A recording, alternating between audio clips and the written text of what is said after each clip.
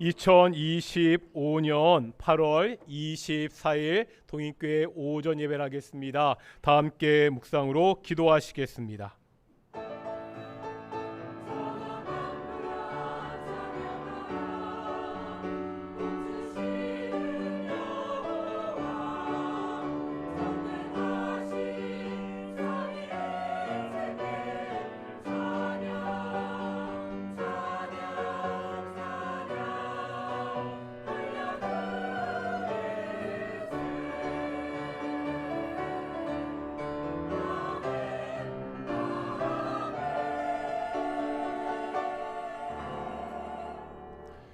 사도신경으로 우리의 신앙을 고백하겠습니다. 나는 전능하신 아버지 하나님 천지의 창조주를 믿습니다. 나는 그의 유일하신 아들 우리 주 예수 그리스도를 믿습니다. 그는 성령으로 잉태되어 동정녀 마리아에게서 나시고 본디오 빌라도에게 고난을 받아 십자가에 못 박혀 죽으시고 장사된 지 사흘 만에 죽은 자 가운데서 다시 살아나셨으며 하늘에 오르시어 전능하신 아버지 하나님 우편에 앉아 계시다가 거기로부터 살아있는 자와 죽은 자를 심판하러 오십니다.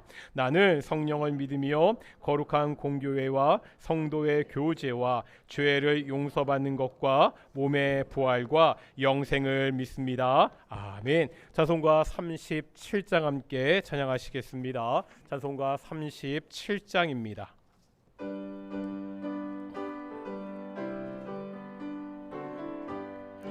주 예수 이름 높이여 다 찬양하여라 다 찬양하여라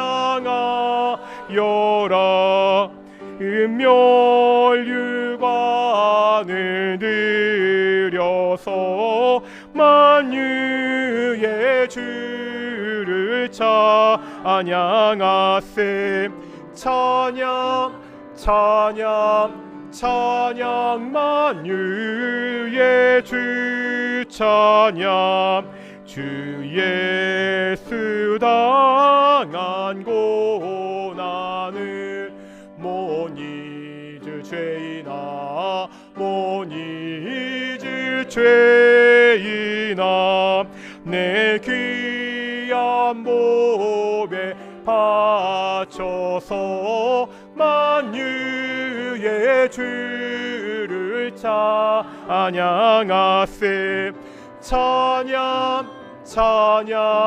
찬양 만유의 주 찬양 이 지구 위에 거하는 온 세상 사람들 온 세상 사람들 그 크신 위여 높여서 만유의 주를 찬양하세 찬양 만유의 주 찬양 주 믿는 성도 다 함께 주 앞에 엎드려 주 앞에 엎드려 무궁한 노래 불러서 만유의 주를 찬양하세 찬양 만유의 주 찬양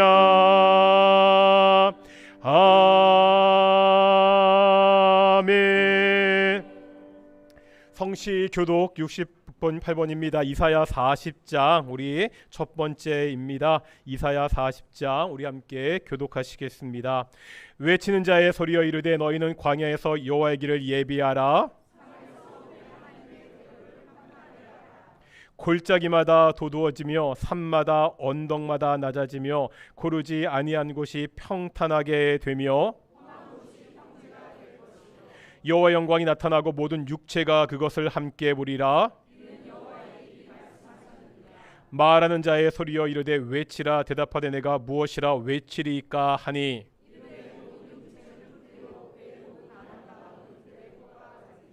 풀은 마르고 꽃이 시듬은 여호와의 기운이 그 위에 붐이라. 이 백성은 실로 풀이로다.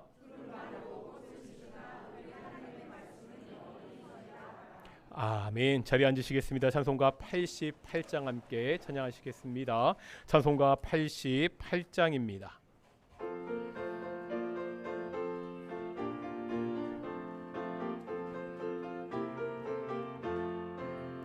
내 진정 사모하는 친구가 되시는 구주 예수님은 아름다워라.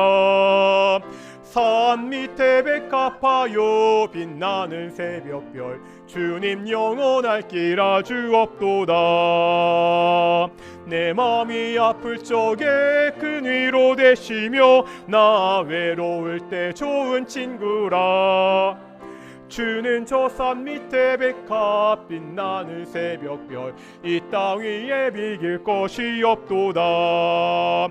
내 맘의 모든 염려 이 세상 고락도 주님 항상 같이 하여 주시고 시험을 당할 때에 악마의 개교를 즉시 물리치사 나를 지키네.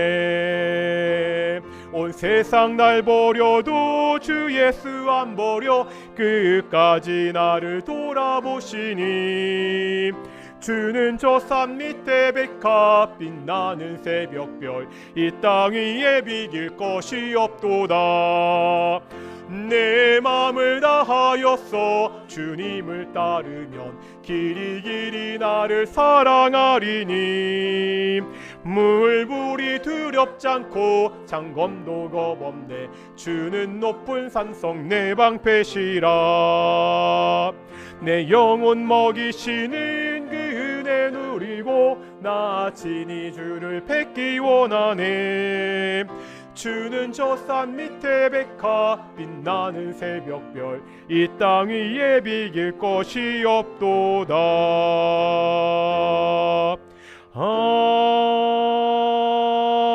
아멘. 예배를 위해서 김태관 집사님 기도하시겠습니다.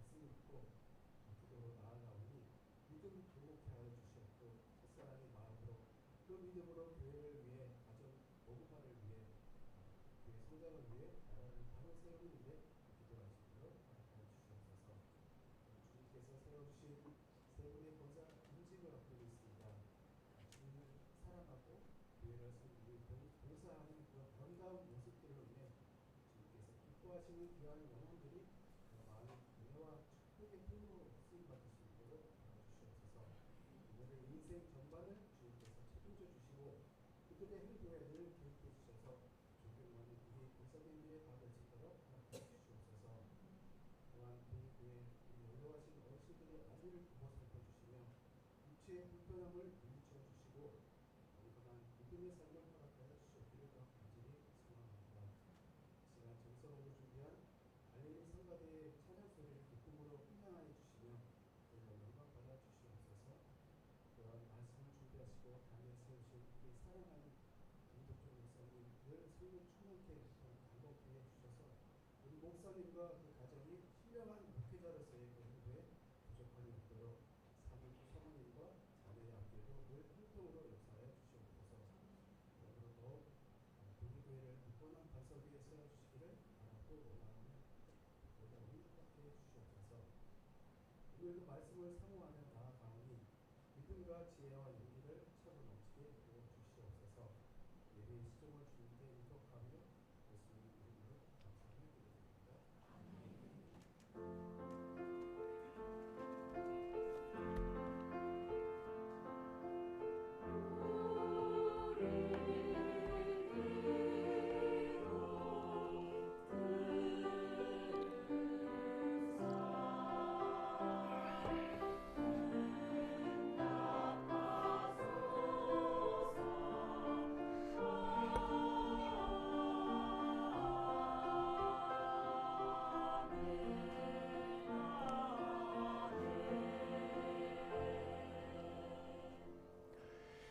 함께 말씀 보겠습니다. 요한복음 11장의 말씀입니다.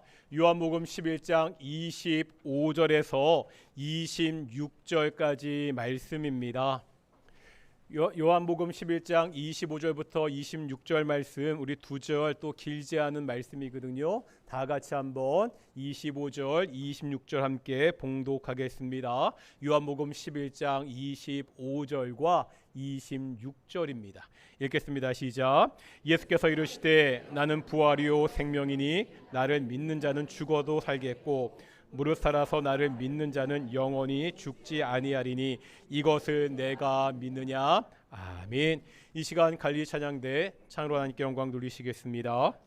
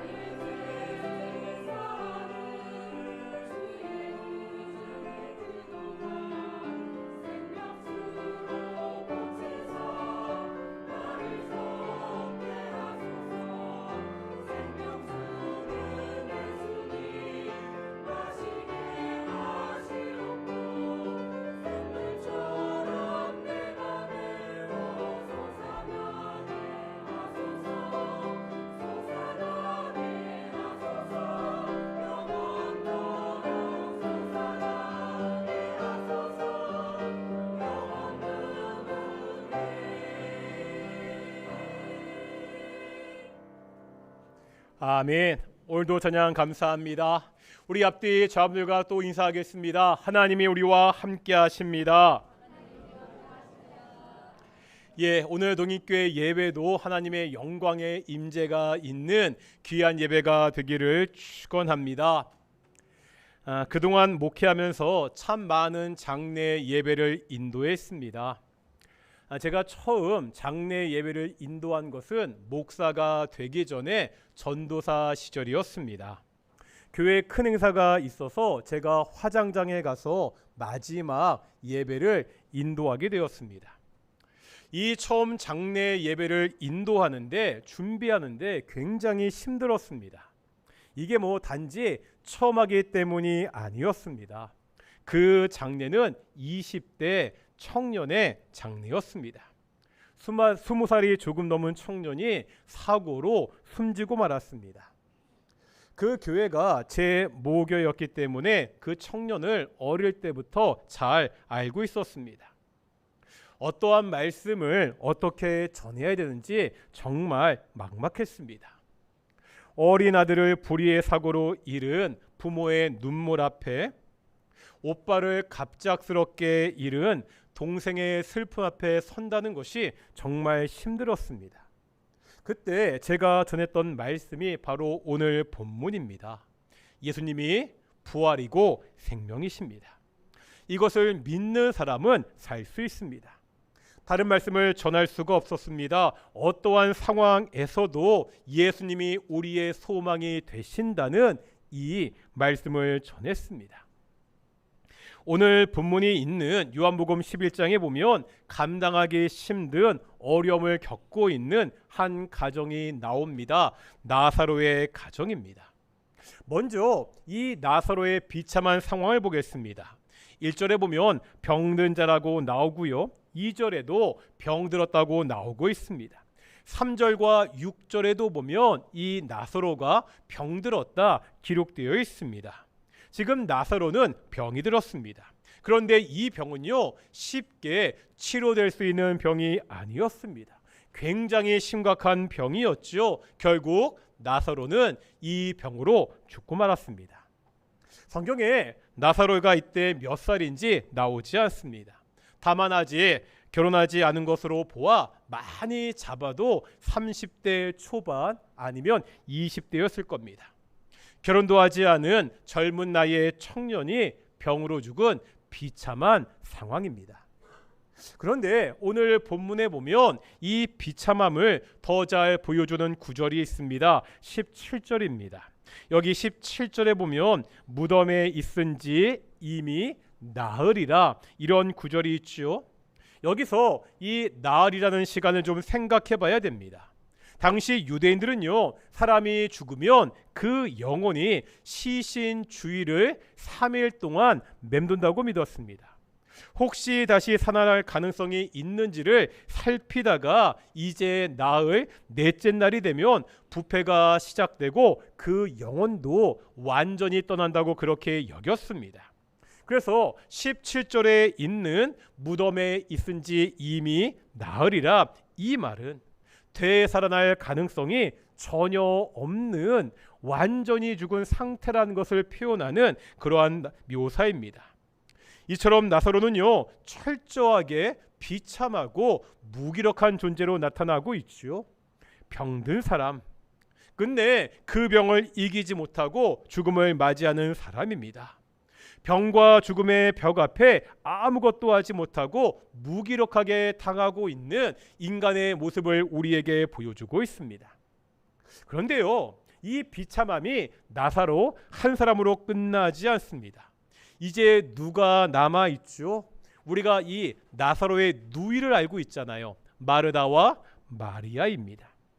이 남아 있는 두 누이의 상황도 비참하기는 마찬가지입니다. 지금 부모에 대한 언급이 없는 것으로 볼 때 아마도 이들의 부모는 일찍 세상을 떠난 것으로 보입니다. 당시의 사회는요, 강한 가부장적인 사회였습니다. 여성들은 법적으로나 경제적으로 남성 보호자에게 그렇게 의존해야 됐습니다.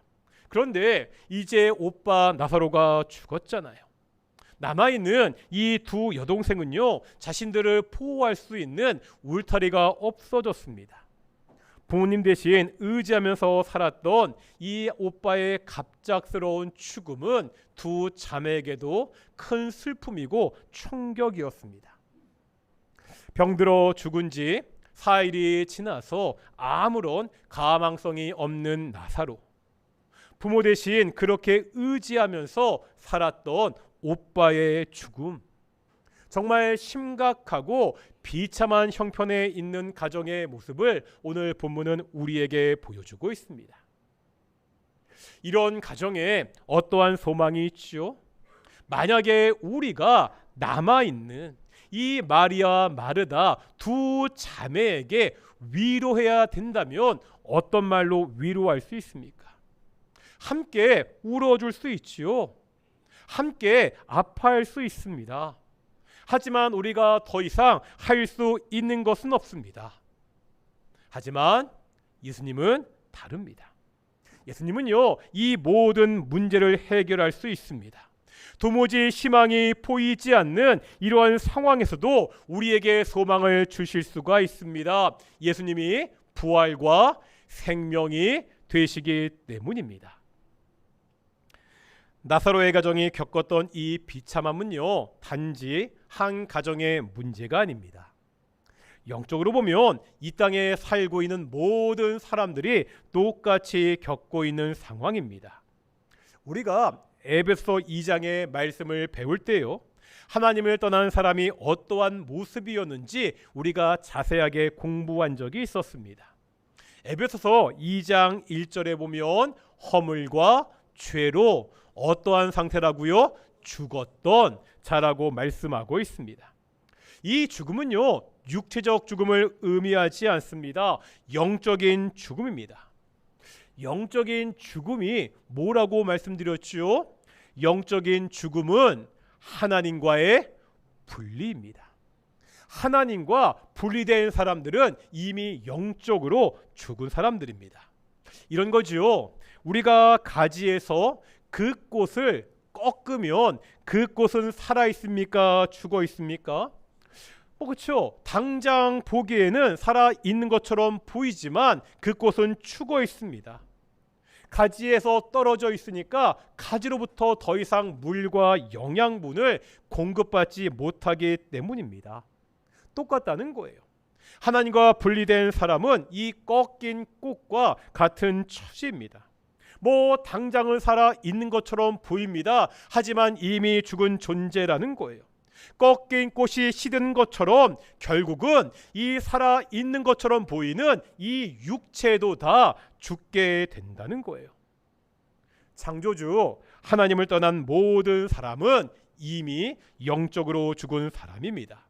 결국 이 남아있는 몸도 다 죽어야 되는 존재입니다. 그런데 여기서 끝이 아니잖아요. 그 죽음 이후에 뭐가 있다고요? 심판이, 하나님의 영원한 심판이 기다리고 있다고 성경은 가르치고 있습니다. 우리가 지난주에도 보았지만 이제 에베소서 2장 2절부터는 하나님과 떠난 인간, 하나님과 분리된 사람, 영적으로 죽은 인간의 모습이 얼마나 비참한지를 자세하게 보여주고 있습니다. 한번 2장 2절과 3절 한번 읽을 텐데요. 읽어보겠습니다. 시작.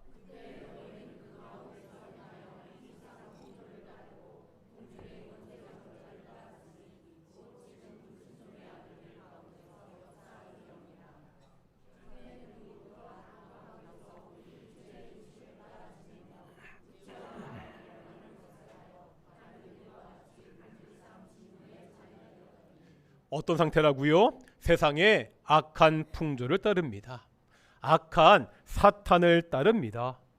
육체의 욕심을 따라서 육체가 원하는 것을 합니다. 결국 영원한 하나님의 진노 아래 있는 그러한 상태라고 말씀하고 있습니다. 이런 사람들에게 어떠한 소망이 있지요? 아무리 봐도 아무런 소망이 없어 보입니다.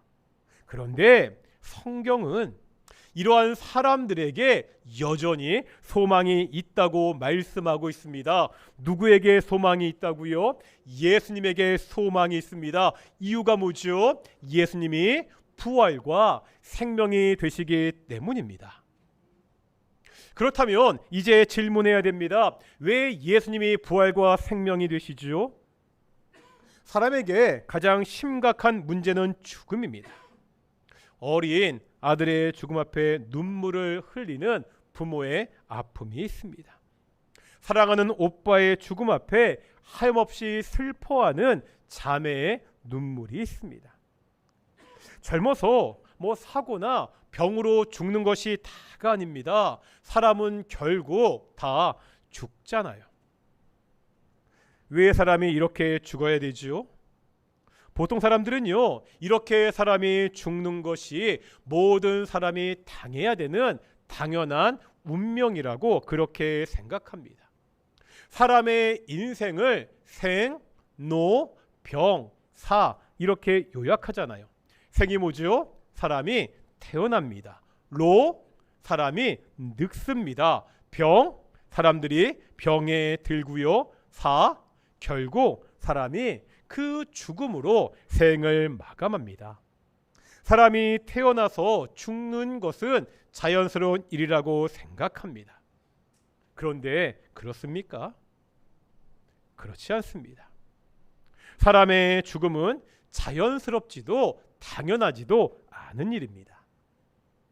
창세기 3장 19절에 보면 하나님이 아담에게 이렇게 말씀하십니다. 너는 흙이니 흙으로 돌아갈 것이니라. 어떤 뜻이죠? 흙으로 온 사람이 결국 죽어서 다시 흙으로 돌아갈 것이다. 이런 말씀이죠. 그렇게 보면 이미 창세기 초반에 사람의 죽음이 기록되어 있습니다. 하지만 이때요, 하나님이 이 말씀을 하시는 상황이 언제인지가 중요합니다. 하나님께서 사람을 처음 창조하시고 그때 하신 말씀이 아니라는 거예요. 언제 하신 말씀이죠? 아담과 하와에게 심판으로 주신 말씀이 너는 흙이니 흙으로 돌아갈 것이라, 이 말씀입니다. 사람은 본래 하나님의 형상대로 창조되었습니다. 하나님의 형상대로 창조된 사람은 죽지 않는 존재였습니다. 사람이 죽는 것은요, 당연하고 자연스러운 일이 아니라는 거예요. 그런데 이 인간들이, 이 사람들이 하나님의 심판으로 죽게 되었습니다. 이렇게 하나님의 심판으로 죽게 된 이유가 뭐죠? 성경은 그것이 죄 때문이라고, 아담과 하와가 하나님의 말씀에 불순종했기 때문이라고 말씀하고 있습니다. 성경에 보면 죄의 결과에 대해서 이렇게 말씀합니다. 이사야 59장 2절 보겠습니다. 이사야 59장 2절입니다. 시작.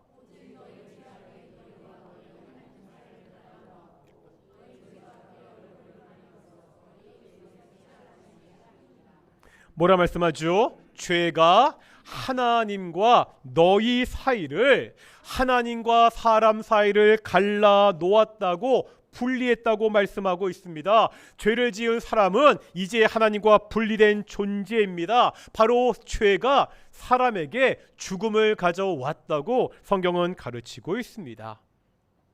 예수님이 우리에게요, 부활과 생명이 되시는 것은 바로 이 죄의 문제를 해결했기 때문입니다. 예수님이 죄의 문제를 해결하셔서 하나님과 사람 사이에 이 갈라진 것을 다시 회복하셨습니다. 로마서 3장 25절 상반절입니다. 함께 읽겠습니다. 시작.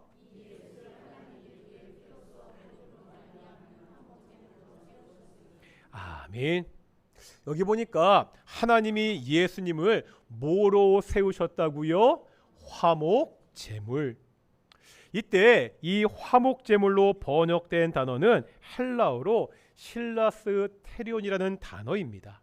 그런데 이 말에 보면 이 말은 속죄소, 이러한 의미도 가지고 있습니다.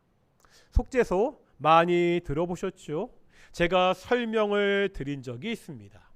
속죄소가 어디에 있죠? 이 속죄소라는 것이 죄를 용서하는 어떠한 특별한 장소나 공간을 말하는 것이 아니라고 그렇게 말씀드렸지요. 성소의 지성소에는요, 뭐가 있습니까? 성막이 있습니다. 그리고 언약궤가 있습니다.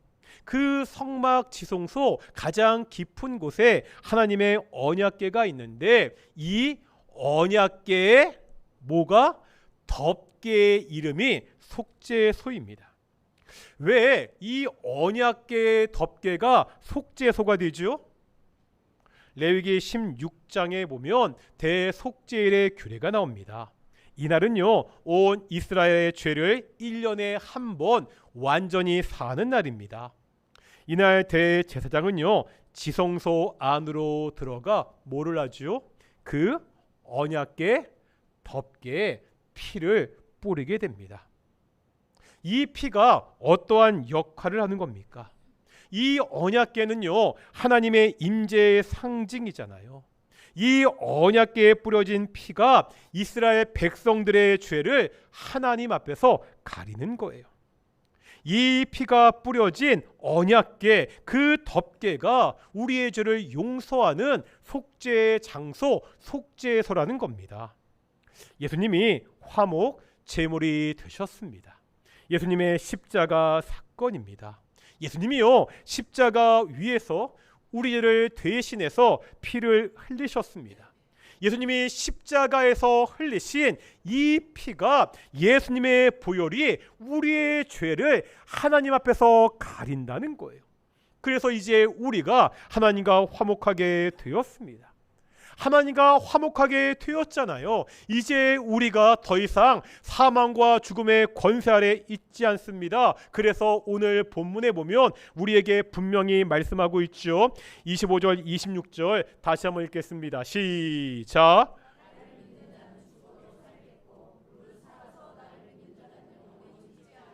아멘. 십자가에서 우리 죄를 대신해서 죽으신 부활이고 생명이신 예수님을 믿는 사람은 죽어도 살겠고, 이제 살아서 믿는 그 사람은 영원히 죽지 않는다고, 예수님이 바로 내가 부활이고 생명이라고 오늘 본문은 가르치고 있습니다. 이 구절은요, 두 가지를 우리에게 가르쳐주고 있습니다. 첫째, 예수님을 믿는 사람은 죽어도 삽니다. 죽어도 산다는 말은 미래의 부활을 이야기합니다. 비록 이 땅에서 육체의 죽음을 맞이합니다. 하지만 예수님이 다시 오실 때 부활할 것입니다. 우리가 맞게 되는 이 육체적 죽음은 일시적인 죽음이라는 거예요. 이것은요, 요한복음 11장에서 나사로의 누이 마르다의 고백이기도 했습니다.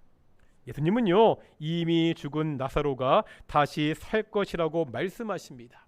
그러자 마르다가 이렇게 말하죠. 24절입니다. 읽겠습니다. 시작.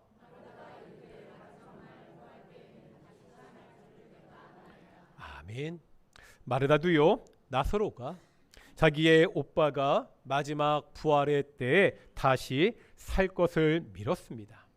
그런데 오늘 본문에서 예수님의 말씀은 이것을 뛰어넘는다는 거예요. 두 번째입니다.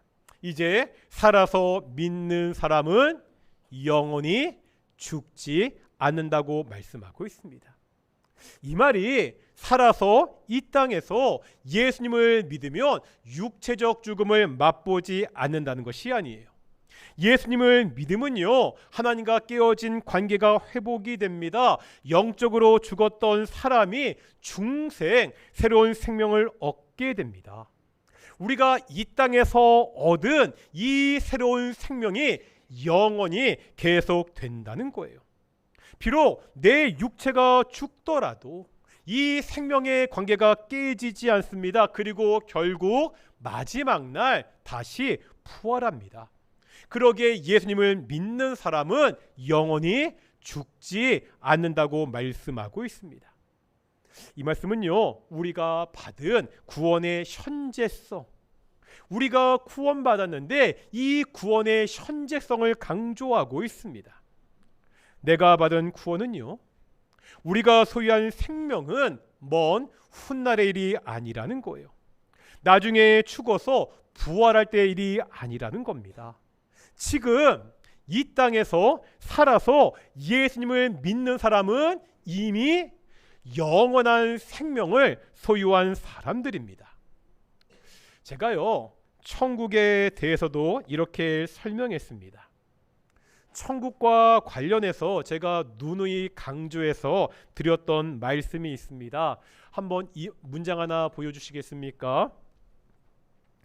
예수님을 믿고 천국 간다. 뭐 당연말 같죠? 이 문장에 보면 4개의 단어가 있습니다. 예수님을 믿고 천국 간다. 그런데 제가 이 4개의 단어 중에서 조금 잘못된 표현이 한 가지 있다고 말씀드렸습니다. 뭐지요? 어떤 표현이죠? 간다입니다. 왜입니까? 천국은 가는 곳이 아니라는 거예요. 천국은 단순히 죽어서 가는 어떠한 공간이 아닙니다. 성경을 보면 어디에도 천국에 간다 이렇게 기록되어 있지 않습니다. 천국은 하나님 나라입니다. 하나님 나라는 하나님이 통치하는 나라입니다. 우리가 예수님을 믿으면 하나님 나라에 죽어서 가는 것이 아니라는 거예요. 믿는 즉시 들어갑니다. 우리가 예수님을 믿고 천국에 하나님 나라에 하나님 통치에 들어간다는 거예요. 하나님 통치 아래에 있는 하나님의 백성이 된다는 겁니다. 이것이 죽어서 있는 일이 아니라 예수님을 믿는 순간 이 땅에서 우리가 하나님의 백성이 됩니다. 죽어서 천국 백성이 되는 것이 아니라 이 땅에서 우리가 천국 백성으로 살아가는 것입니다. 하나님을 거역한 악한 세상에서 더 이상 세상의 통치를 따르지 않고 하나님의 통치를 따르며 사는 것입니다. 예수님을 믿는 우리는요, 이미 부활 생명을 얻은 사람들입니다. 예수님을 믿는 우리는 이미 천국 백성이라고 성경은 가르치고 있습니다. 물론요, 이미 부활 생명을 얻은 이미 천국 백성이 된 우리에게도 여전히 고난과 슬픔이 있습니다. 나사로가 그랬듯이 병으로 고통받다가 죽는 일도 벌어집니다. 사랑하는 사람의 죽음 앞에서 애통하는 일도 여전히 우리에게 있습니다. 왜 그렇지요?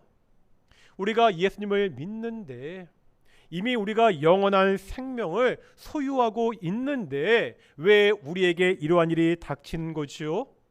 아직 우리의 생명이 완성되지 않았기 때문입니다. 아직 하나님의 나라가 완성되지 않았기 때문입니다. 제가 이것을 신학적인 용어로 뭐라고 말씀드렸죠? 이미와 아직. 뭐라고요? 이미와 아직. 우리가 지금 이미와 아직 사이에 살고 있습니다. 이미 얻은 구원과 완성되지 않은 구원 사이입니다. 이미 이 땅에 온 하나님의 나라와 아직 완성되지 않은 하나님 나라 사이에 살고 있습니다. 언제 우리의 구원이 완성되지요? 언제 하나님의 나라가 완성됩니까? 예수님이 이 땅에 다시 오실 때 우리의 구원이 하나님의 나라가 완성됩니다. 이미와 아직 이 사이에 살고 있는 우리에게 여전히 고통과 아픔과 슬픔이 있습니다. 그럼에도요, 변하지 않는 확실한 사실이 있다는 거예요. 예수님이 부활과 생명이십니다. 이 예수님을 믿는 우리는 이미 생명을 얻은 사람입니다. 어떠한 비참한 상황이 우리 앞에 놓여 있을지라도 우리가 이미 생명을 얻은 하나님의 자녀라는 사실에는 전혀 변함이 없습니다. 예수님은요, 오늘 죽은 나사로를 살리심으로 이 사실을 우리에게 보여주고 있습니다. 우리 앞에 고통과 슬픔과 아픔이 있을지라도 그 순간은 이미와 아직 사이에 잠시의 순간, 짧은 순간이라는 거예요. 이미 영원한 생명을 소유한 우리는요, 어떠한 고통도 슬픔도 아픔도 없는 바로 그곳에서 영원히 그 풍성한 생명을 누리며 살게 될 것이라고 그렇게 성경은 가르치고 있습니다. 그러면 이 생명을 얻은 우리들은 이 땅에서 어떻게 살아야 되지요? 첫째, 이 영원한 기업에 대한 소망이 우리의 삶을 이끌어야 됩니다. 우리가 사는 세상은 아직 악합니다. 여전히 악한 마귀가 힘을 쓰고 있습니다. 이런 세상에서 믿음으로 사는 것은, 하나님의 백성으로 사는 것은 쉽지 않습니다. 고난이 있기도 하지요. 여러 가지로 손해보고 뒤처질 수 있습니다. 그럼에도 우리가 말씀대로 사는 것은 우리가 누릴 그 영원한 하나님의 나라를, 천국을 소망하기 때문입니다. 나사로가 부활했듯이 장차 우리가 이제 영광스럽게 부활할 것을 믿기 때문입니다. 우리가 이 소망을 붙들 때 이 땅에서 하나님의 자녀로 온전하게 살 수 있습니다. 우리에게 이 소망이 없으면 세상과 타협하며 살 수밖에 없습니다. 세상이 요구하는 대로 살 수밖에 없습니다. 하나님의 말씀이 아니라 세상의 눈치를 보며 살게 됩니다. 영원한 이 생명의 소망을 붙들고 바로 이 땅에서 믿음으로 말씀에 순종하며 살아가는 우리 동인의 성도들이 되시기를 축원합니다. 두 번째요, 우리는 장차 생명을 얻을 사람이 아니라 이미 영원한 생명을 얻은 사람이라고 말씀드렸습니다. 그렇다면 더 이상 우리가 사탄의 자녀가 아니라 이미 하나님의 자녀, 하나님의 백성입니다. 이런 우리에게 요구되는 것은요, 이미 생명을 얻은 하나님의 자녀답게 사는 것입니다. 왕자와 거지라는 동화 아시죠? 어릴 때 읽었던, 이 왕궁에 살던 왕자가 저 바깥에 자유로운 생활이 그리워서 거지와 옷을 바꿔 입잖아요. 이제 거지의 옷을 입고 궁 밖으로 나가게 됩니다. 그가 궁 밖으로 나가자 분명히 왕자인데 세상 사람들이 이 왕자를 왕자로 취급하지 않죠.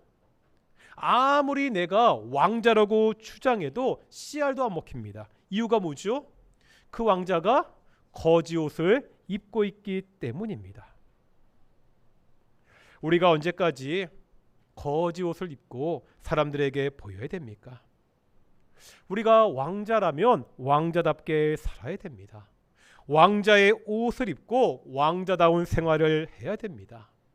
예를 들어서 직장에서 부당한 이익을 취할 기회가 온다면 세상의 풍조를 따르는 거지의 옷을 벗고 하나님 자녀의 거룩한 옷을 선택해야 됩니다. 다시 말하면 하나님의 자녀답게 살라는 거예요. 거룩하신 하나님을 따라 악한 세상과 구별되게 살아야 됩니다. 악취나는 세상의 옷을 벗고 예수님을 본받아 그리스도의 옷을 입어야 됩니다. 겸손과 온유로 사람들을 섬기며 그리스도의 향기를 내는 사람들이 되라고 성경은 우리에게 가르치고 있습니다. 예수님은요, 부활과 생명이십니다. 이 예수님을 믿는 우리는 영원히 죽지 않는 생명을 이미 소유했습니다. 두려움 대신 소망으로, 낙심 대신 믿음으로 이 힘들고 어려운 세상을 살아가는 귀한 동인의 성도들이 되시기를 축원합니다. 예수의 이름으로 찬양하시면서 우리 기도하며 나아가겠습니다.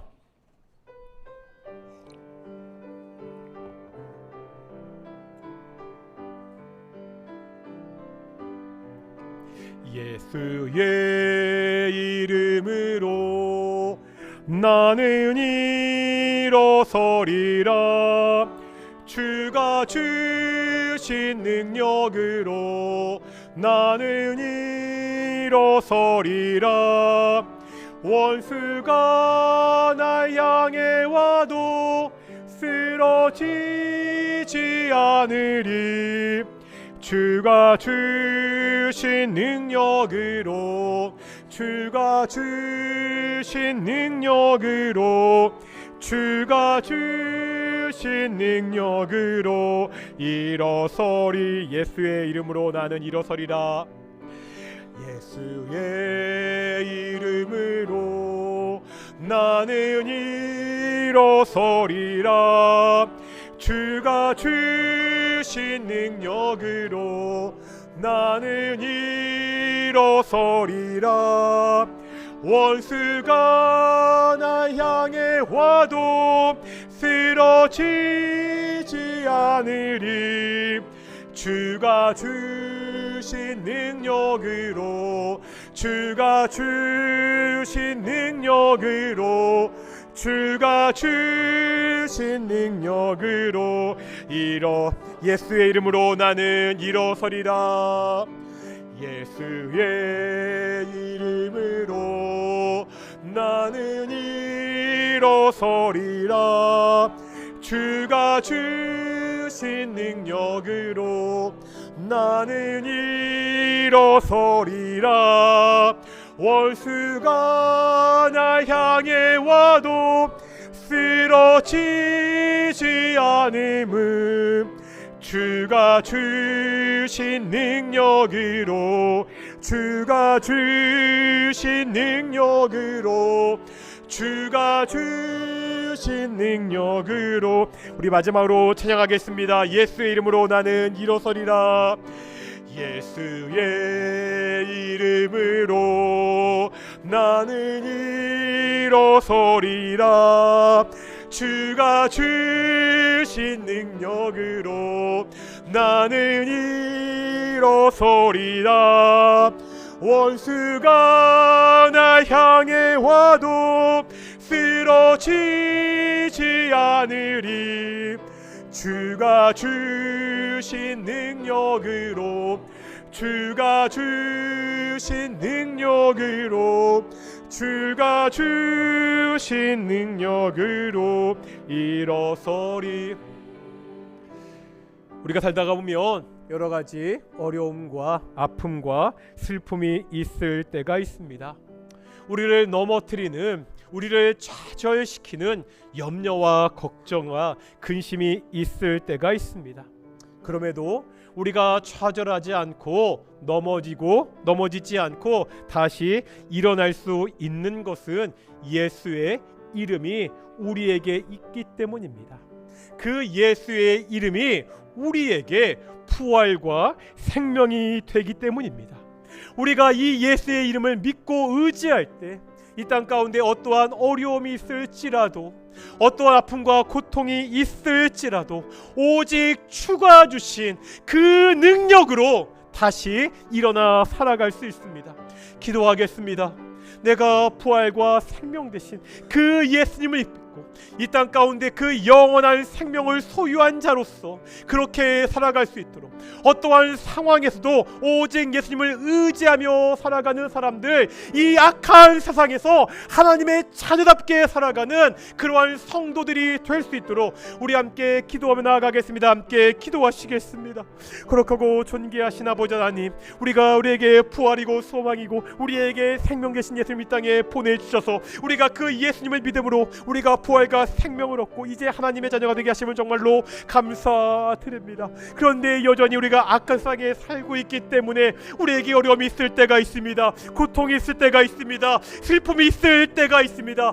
그때라도 걱정과 염려로 쓰러지고 넘어지는 것이 아니라 오직 그리스도 예수의 이름으로 우리에게 부활이 되시는, 우리에게 생명이 되시는, 우리에게 소망이 되시는 그 그리스도의 예수로 다시 한번 일어나는 귀한 성도들 될 수 있도록 인도하여 주십시오. 오직 예수의 능력을 의지하고 그 예수의 능력을 붙잡고 살아가는 귀한 동인의 성도들 될 수 있도록 인도하여 주시옵시고, 오직 그 예수의 이름을 붙잡고 이 땅 가운데 하나님의 자녀답게 오직 그리스도 예수의 옷을 입고 살아가는 귀한 성도들이 될 수 있도록 인도하시고 주여 축복하여 주시옵소서. 하나님 지켜주시고 하나님 함께하여 주시옵시고 하나님이 축복하여 주시옵소서.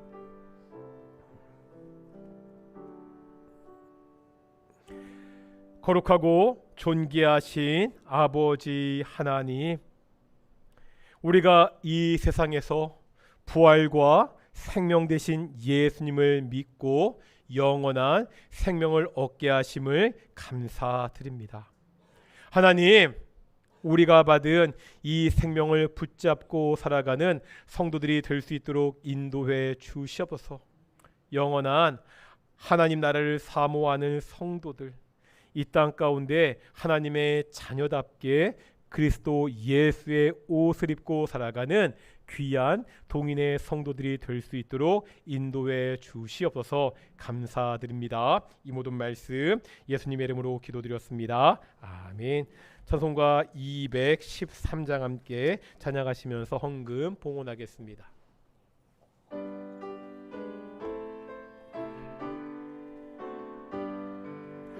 나의 생명 드리니 주여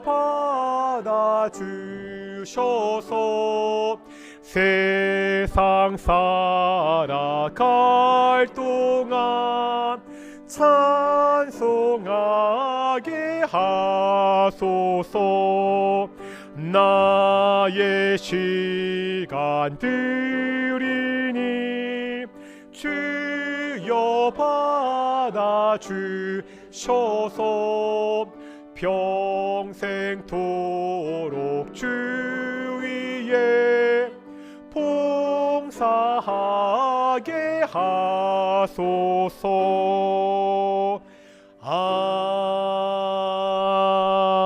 아멘. 기도하겠습니다.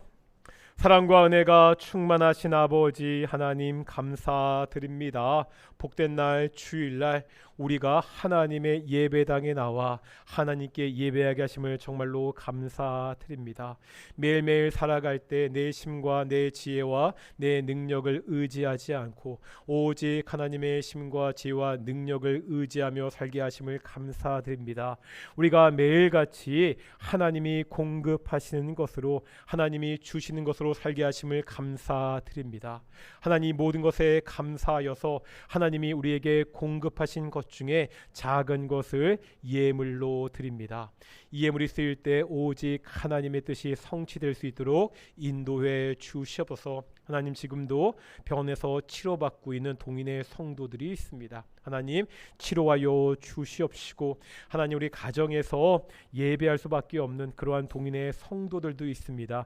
그 가정 찾아가 주셔서 그 가정, 그 예배 가운데서 주께서 축복하여 주시옵소서. 감사드립니다. 이 모든 말씀 예수님의 이름으로 기도드렸습니다. 아멘. 다시 한번 이렇게 인사하겠습니다. 하나님의 자녀답게 삽시다.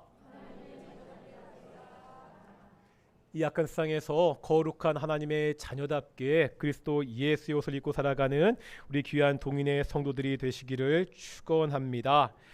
몇 가지 광고 말씀드리겠습니다. 우리 믿음 성장을 위한 우리 필사, 이번 주 마지막 한 주 남았습니다. 이게요, 안 하는 것보다요 한 주라도 하는 것이 낫습니다. 그동안 안 하셨던 분들, 중간에 빼먹어서 야 어떡하냐 고민하신 분들요, 그거 중간에 빼먹은 거 안 채우셔도 되니까 오늘부터라도 다시 시작하셔서 일주일이라도 함께 좀 필사하셨으면 좋겠고요. 내일부터 수요일까지 교단 교육자 수련회가 그 안성에 있는 사랑의 교회 수양관에서 있습니다. 우리 교회에서는 저 혼자 참여하게 되고요. 그래서 뭐 새벽 기도나 수요 예배 다 정상적으로 진행이 됩니다. 그리고 제가 이번 주 토요일 날 그 한빛 그 의정부의 한빛 전원교회에서 연합 청년의 특강을 하게 되고요. 한 가지 더 좀 광고 말씀 더 드리자면 다른 건 아니고요. 저희 대표 기도하신 분들 기도자 마이크 있잖아요. 이 마이크가 좀 비싸고 좋은 마이크입니다. 그러니까 이런 것처럼 입에 딱 대고 말씀하실 필요가 없고요. 약간 떨어져서, 그러니까 꼭 위에서 하실 필요도 없고요. 마이크 전체가 다 목소리를 흡입하시거든요. 그러니까 이게 꼭 막 억지로 꺾어서 이렇게 위에 대고 뭐 그러실 필요 없고요. 그냥 있는 상태로 그냥 기도하시면, 그러니까 마이크를 향해서 입만 여시면 소리가 자동적으로 들어가시니까 몇몇 분들이 잘 모르셔가지고 막 하시다가 도리어 위에서 하면 소리가 더 안 들어가거든요. 우리 옆에가 소리가 잘 들어가시니까요. 그냥 편하게 그렇게 기도하셨으면 좋겠습니다. 우리 자리에서 일어나시겠습니다. 찬송가 57장입니다.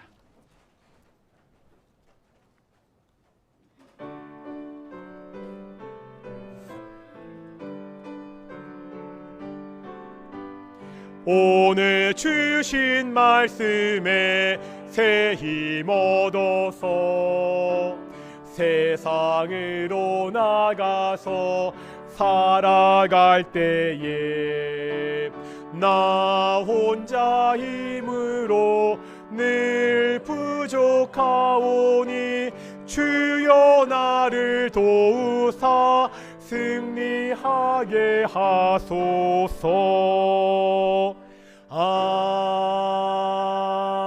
아멘. 기도하겠습니다. 이제는 예수 그리스도의 은혜와 아버지 하나님의 사랑하심과 성령의 교통하심이 이 악하고 힘든 세상 가운데 영원한 생명을 소유한 하나님의 자녀답게 살아가는 귀한 동인의 성도들 가운데 영원히 함께 하시기를 축원합나이다. 아멘.